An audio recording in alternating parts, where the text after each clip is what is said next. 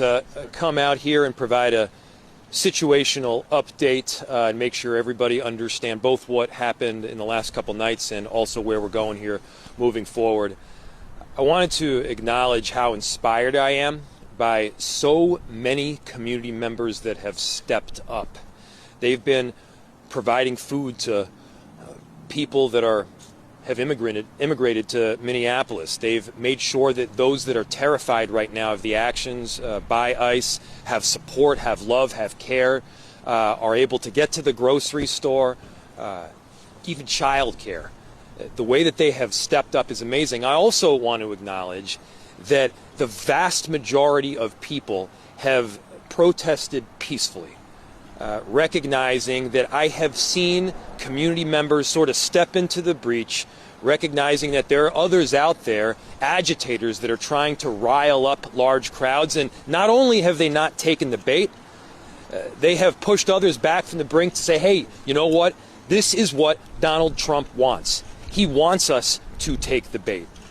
He wants those agitators to get a hold of this crowd in a way that it makes them cause harm to others and or damage to property. And so to them, I want to say my deepest thanks. We are so grateful for everything that you've been doing.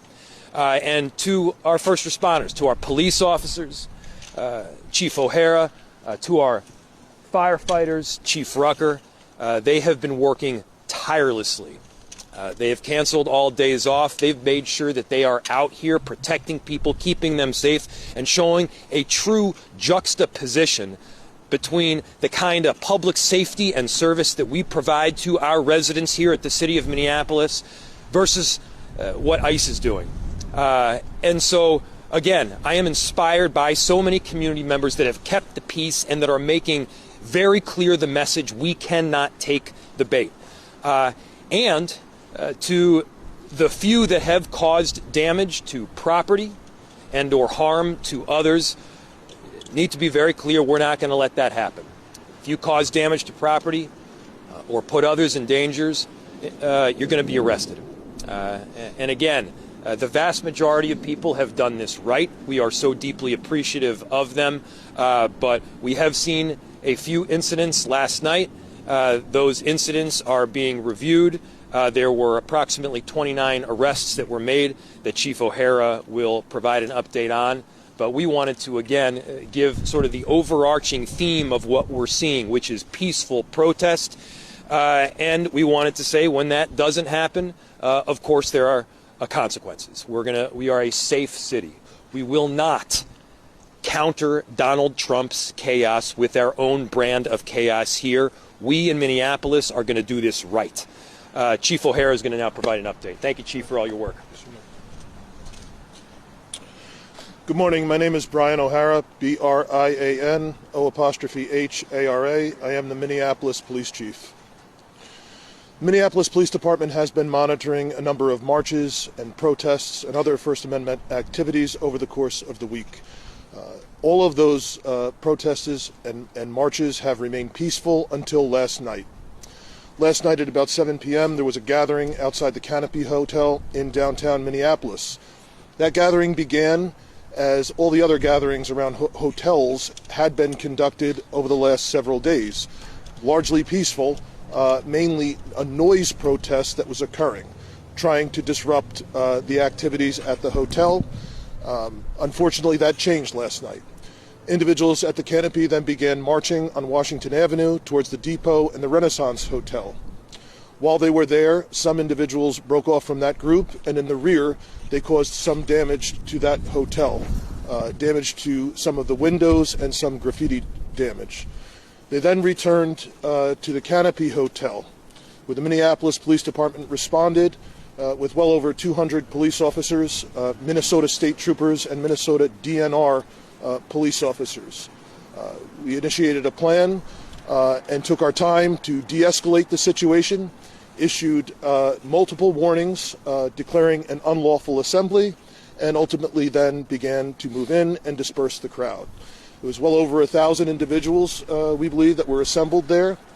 And as those individuals broke off from the crowd, we had some other marches that then continued downtown.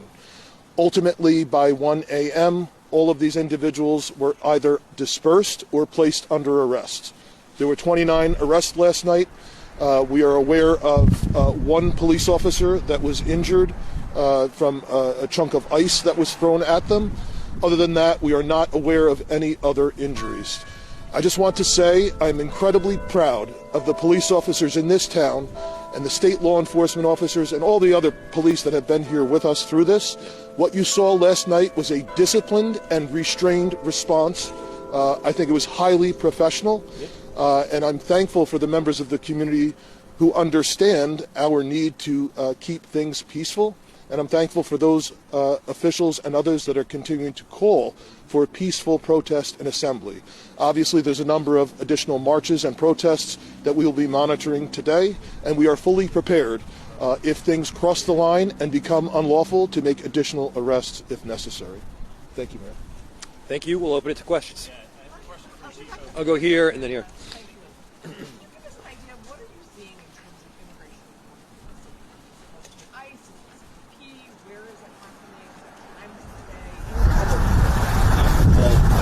Turn it over to Chief O'Hara for a little bit more of an update. But the question is, what kind of immigration enforcement are we seeing in the city?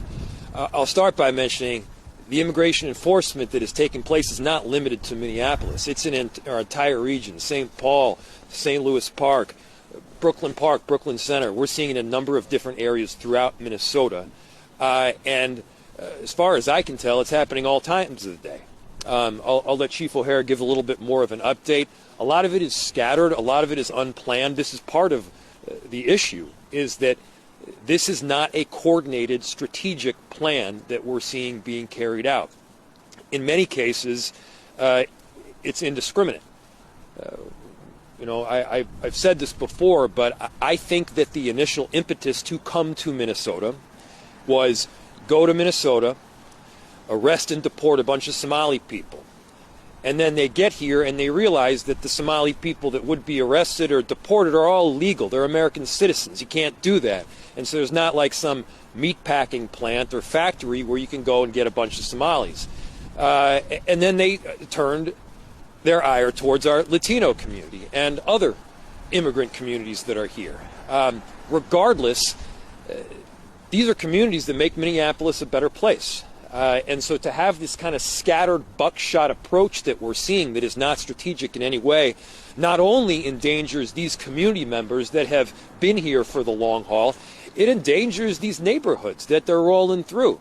Minneapolis is on a great comeback, and they're just making it more difficult for that comeback to fully take shape. And so I'll turn it over to Chief O'Hara. I'm sorry, what was the initial question? So the question was, can you tell us what some of these immigration enforcement actions the actions. Like? So the actions are widespread across all parts of the city, mainly focused on the south side and in some cases northeast part of Minneapolis. There are oftentimes what appear to be arrests made from vehicles, and we have had reports that come in of vehicles that are abandoned that we then have to respond to tow the vehicles. At least in one case, we had a report of a person taken from a vehicle that the vehicle was not even placed in park, and the car rolled, blocking the roadway, and we had to respond and tow it. Another instance, I remember there was a vehicle that was left in the roadway with a dog inside that we had to respond with animal control and take custody of the dog. So it's a number of actions that are occurring on the city streets, and they are happening all over the city. Did you tell them about the one on 3rd Avenue? So just to give you another example of how reckless some of these actions are, maybe 12 blocks from here, 10 blocks from here, over on 3rd Avenue, there was an ICE action that took place. An individual from a car that was in the middle of a pretty significant street was detained. They left the car in the middle of the street. The car wasn't even in park, and so you've got this vehicle that is just rolling down the street with nobody in it. And it wasn't a Waymo. This was a car that was rolling down the street that could have hit anybody including my own family members that live not too far from there. And so this is not about safety, clearly. If this was about safety, you wouldn't do stupid things like that. Somebody's going to get hurt. Somebody has gotten killed. And so that's not the route as to how you do any of these exercises productively or safely. And that's what we're saying. Yes? Looking ahead tonight for night 5, ICE isn't leaving. DHS is sending more officers. How concerned are you about temper spraying, people getting tired, exhausted, and things turning dark? Yeah. I mean, concern, of course, is the name of the game. We are constantly monitoring what is taking place, not just the actions on the street, but also the energy of our police officers, our firefighters, our first responders that in many cases haven't gotten a whole lot of sleep. They're working really hard right now. So, I mean, I just think it's common sense that, anybody, if you're tired or you're hungry or you're sick, or you're forced to make a split-second decision when you're tired or you're hungry or you're sick, you're more likely to make a mistake. We don't want mistakes being made. And so I'm so appreciative of their work. I'm really grateful for it. And again, I want to reiterate this. I am really grateful for so many community members. I saw this video, I think it was yesterday, where you had this agitator, clearly from the far right, that was coming in and trying to rile up the crowd. He was trying to make the crowd do something that they shouldn't be doing. He was trying to make the crowd take the bait so that they would give the authorization, or at least an excuse for the Trump administration to come in even more. It was so awesome that not only was the crowd not taking the bait, they were basically blowing them off. They were grinning down the bear. And I think that is emblematic of what's happening in Minneapolis right now. We are grinning down the bear. We are meeting a whole lot of despair with a lot of hope. We are doing right. We are being strategic. And yes, for those that aren't being strategic, for those that are taking the bait and causing property damage or otherwise, there are consequences. We're holding the line here all the way. Related to the shooting, I understand the officer, the ICE officer was treated at a hospital. Could you elaborate a bit on the nature of that, any injuries, where he was treated, when he was treated, how he was in medical care? I think you're referencing the ICE agent, and I don't have any information on that. Do you? No, we don't know. There are some people online who are frustrated that the SWAT Minneapolis Police Department left the scene of the protest last night. Of course, you guys came back and state police came as well. Can you describe to us the strategy behind when you're not present at those protests and when you decide to come in? So this is a fine line that we have to walk, because unfortunately there's a whole lot of people that once we inject ourselves into a situation, then want to turn their frustration and their anger on us. So what we do is we act very strategically with restraint. We take our time to ensure that we have sound tactics, a good plan, and move in so that we can keep the safety of law enforcement as well as the safety of community in mind. What happened last night at one point was we still have everything else that happens in American cities happening. Our police officers had to respond to a 911 call that a woman who had an altered mental status had driven her car up onto a sidewalk and was blocking a parking access. So the police responded there and were dealing with that issue when they were unexpectedly and quite quickly surrounded by protesters at that march. And as we have seen, it is our police officers that then become the object of people's frustration. So because there was a safety element there, we quickly responded in and got those officers out, and then immediately formed up well over 200 police officers with a sound plan, began videotaping the actions that were happening and making the announcements and taking our time and allowing people who were not involved in illegal activity to legally disperse. But once it became clear, I think it was around 10:15 that we declared that. Once it became clear that there were individuals that were not going to abide by our direction to leave, they were placed under arrest.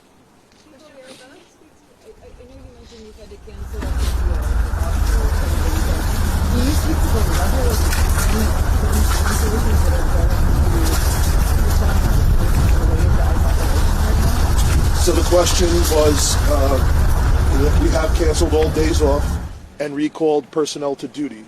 So the level or percent of people who are responding to events around this, I would say is close to 100%. So we have officers, obviously, that are conducting their normal duties and responding to 911 calls, but then they're also being held over, and they're being held on standby, if not being assigned to post up in locations. Last night, as obviously we were dealing with over 200 officers at the scene to execute the unlawful assembly and dispersal order.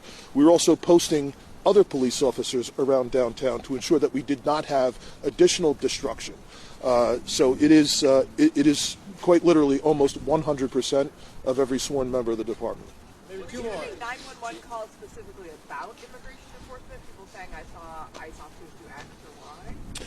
The question was getting 911 calls specifically about immigration enforcement, and yes, there's just dozens and dozens every single day, ranging from anything from people seeing arrests happening, or they seeing surveillance, or they seeing individuals that they're not sure that are ICE, to the things that I mentioned, that there's cars that are now left abandoned because someone was detained. We'll do one more. She's been had her hand up. Yeah. Quite a bit. Sarah from the Christian Science Monitor. What is the status of both of your offices' communication with DHS? So the question was the status of communication with DHS. We have ongoing communication with all of federal law enforcement in Minnesota, and that's because we do have work that goes on and continues to go on, addressing gang violence, drug dealing, and serious street crime. So there is ongoing communication with our officers and federal agents literally every single day. It's just that there is not. There's a line. There's a separation between communication around those issues and communication around immigration enforcement. There is none.